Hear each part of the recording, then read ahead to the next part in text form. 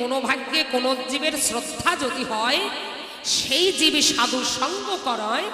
সাধু সঙ্গ হইতে হয় শ্রবণ কীর্তন, শ্রবণার্থে হয় অনর্থ নিবৃত্তন, অনর্থ নিবৃত্তি হইলে ভক্তি নিষ্ঠা হয়, নিষ্ঠা হইতে শ্রবণার্থে রুচি উপজয়, সেই রুচি গাঢ় হলে ধরে প্রেম নাম, সেই প্রেমার্থে পায় সর্বানন্দ ধাম।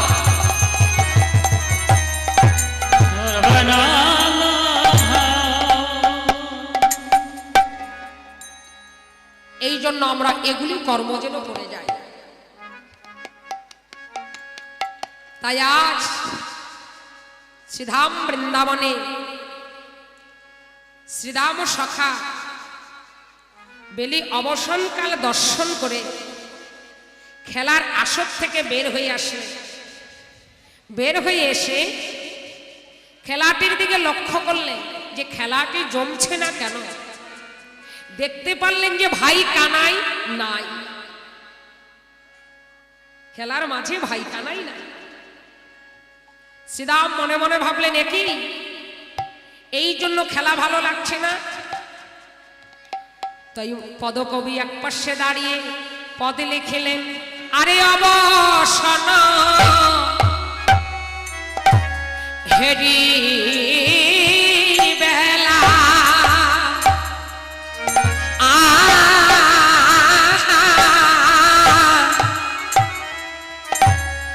আজি ছাড়িয়াবি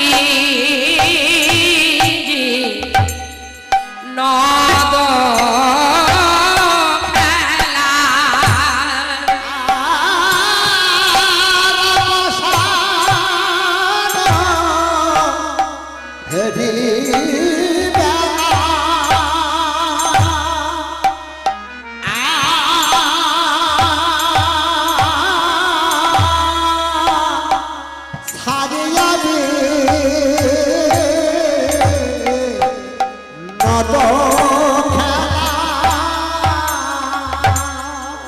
আজি শ্রীদাম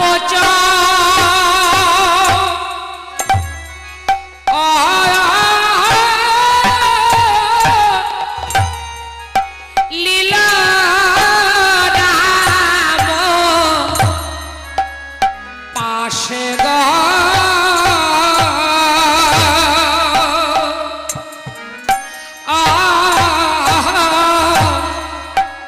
বলে শ্রীদাম লীলা রাম পাশে শ্রীদাম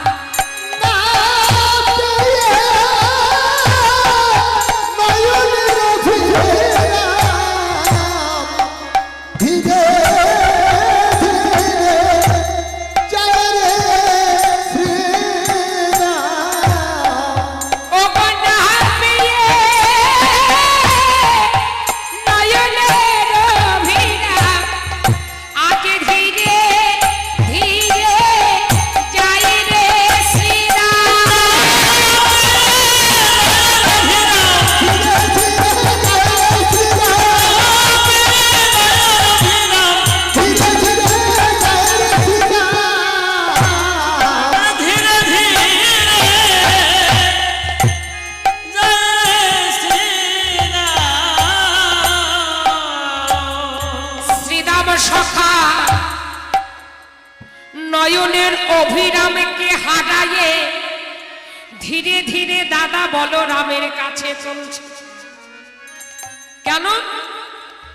সখ্য প্রেম। রাখালগণ ভাই কানাই নাম রাখিলেন কেন? রাখার অর্থ কি? তারা যদি নয়নের এক পলক কানাইকে দেখতে না পারত, কানাই কানাই বলে ডাকতো, কানাই রে কানাই, কাহা নাই কাহা নাই কাহা নাই, কে নাই? আমরা সকলে রাখালে আছি, কিন্তু আমাদের কে নাই? ভাই কানাই নাই। ধীরে ধীরে দাদার কাছে গিয়ে বললেন, দাদা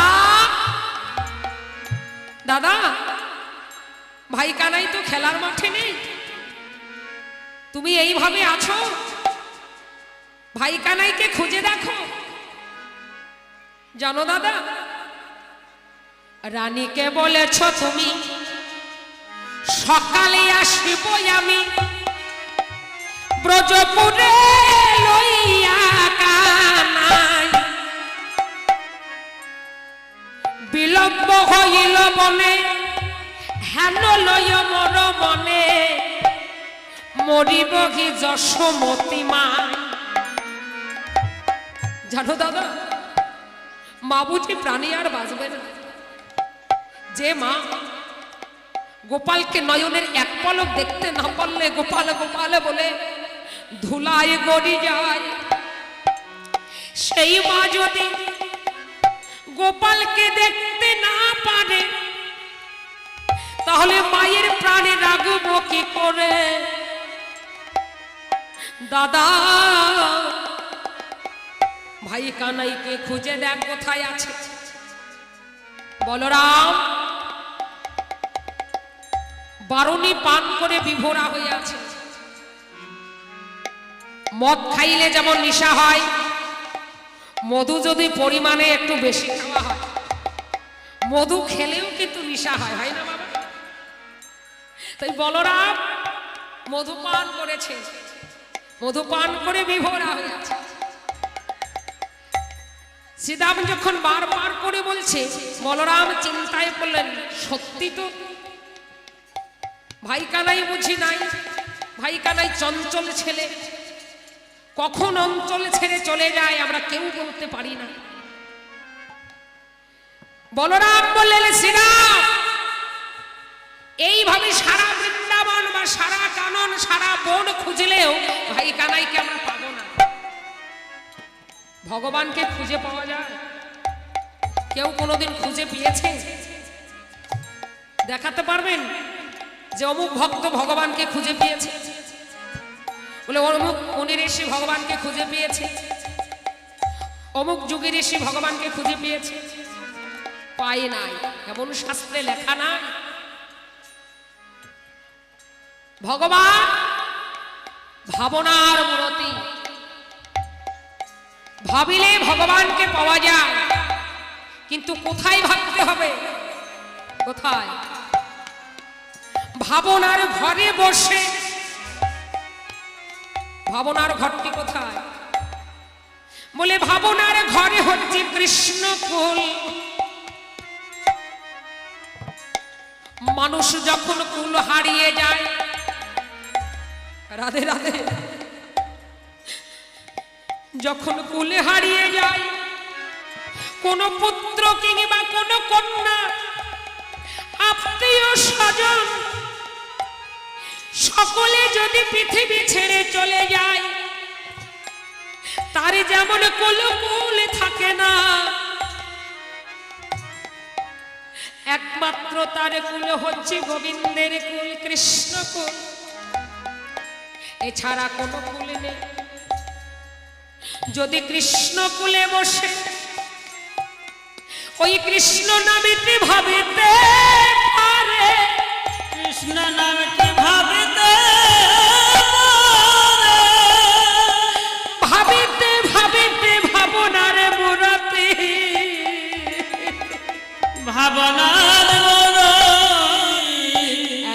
এসে তারে দেখা দেয়, একবার এসে তাকে দেখা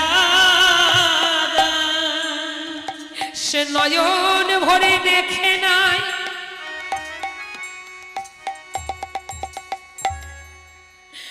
আর দুটি নয়নে জলে বুকে ভাসিয়ে দিয়ে বলে, হে গোবিন্দ, হে গোবিন্দ,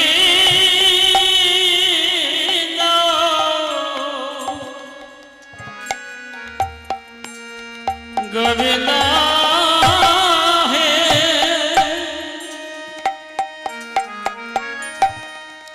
ও হে আমার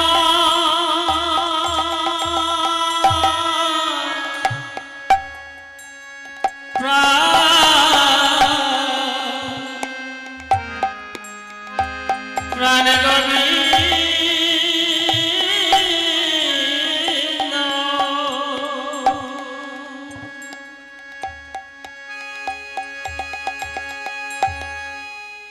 গোবিন্দ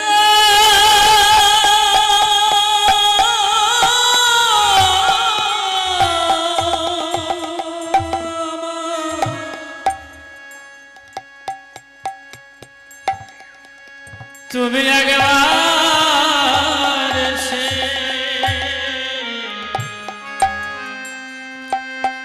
একবার এসে দেখা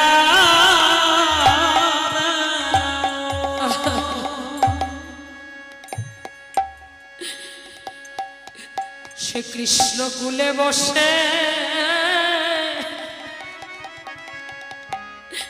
হা কৃষ্ণ গোবিন্দ বলে কাঁদিতে থাকে, আরে বলে গোবিন্দ তুমি কৃপা করে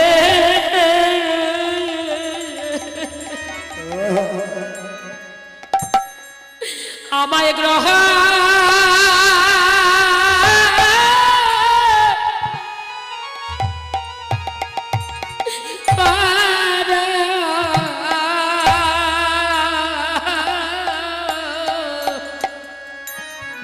গোবিন্দ তুমি কৃপা করে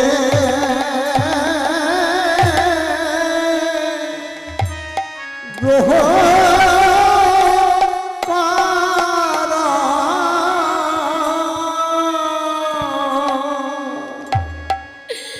বলে তুমি ছাড়া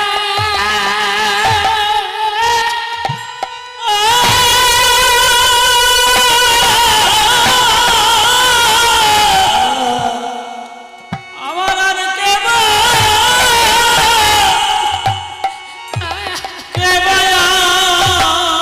আছে,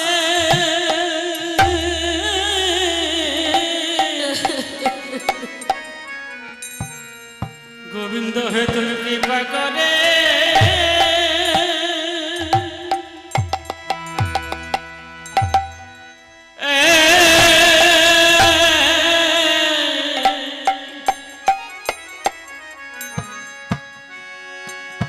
আমায় গ্রহণ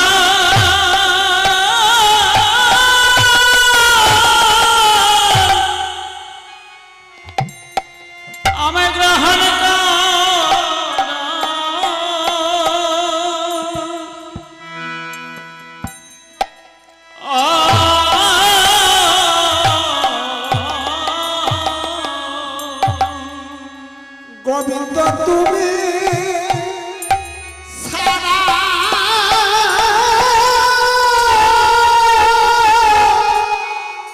কে বা আছে, গোবিন্দ তুমি কৃপা করে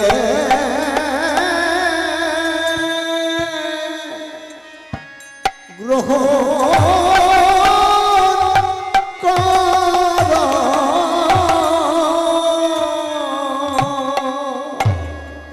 ওগো তুমি ছাড়া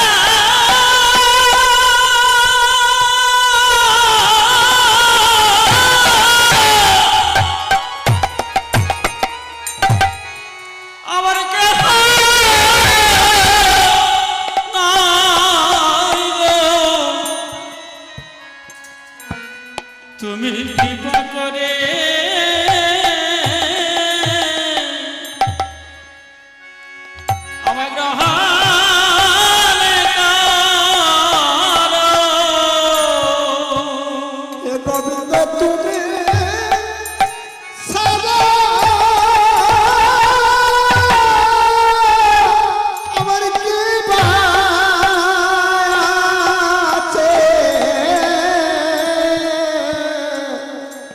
গোবিন্দ তুমি কৃপা করে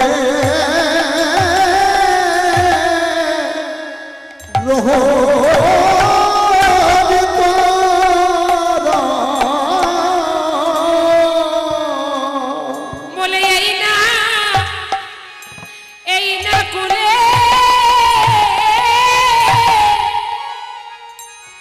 আমি বসে আছি, বলে তুমি ছাড়া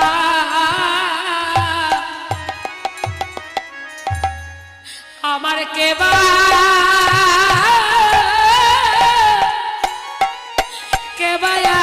আছে।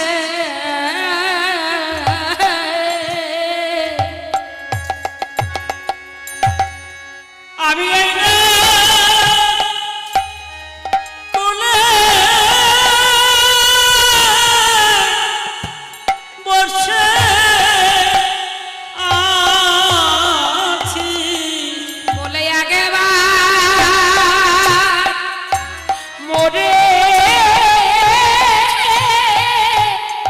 গ্রহণ করো। আমি এই না কোলে বসে আছি, তুমি কৃপা করে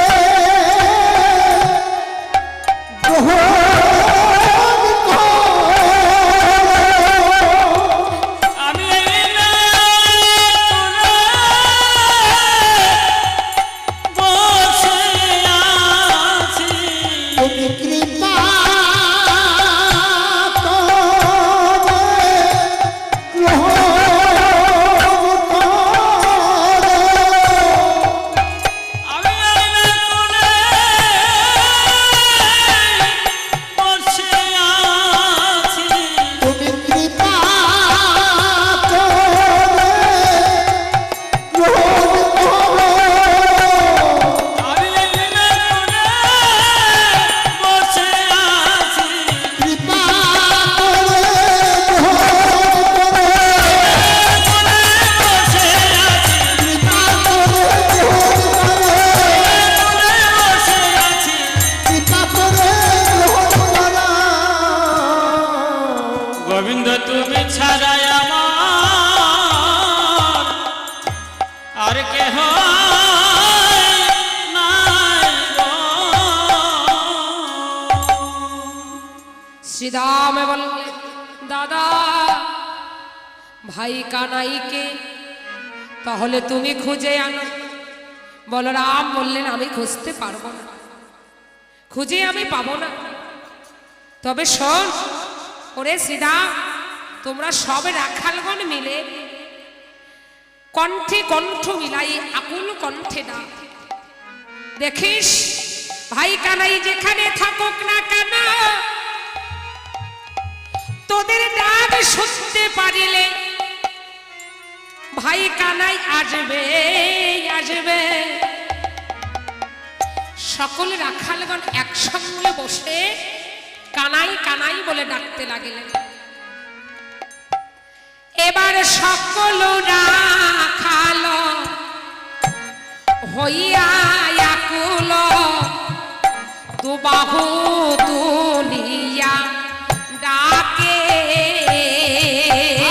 আর সকল রাখাল হইয়া কুল দুবাহু তুলিয়া ডাকে।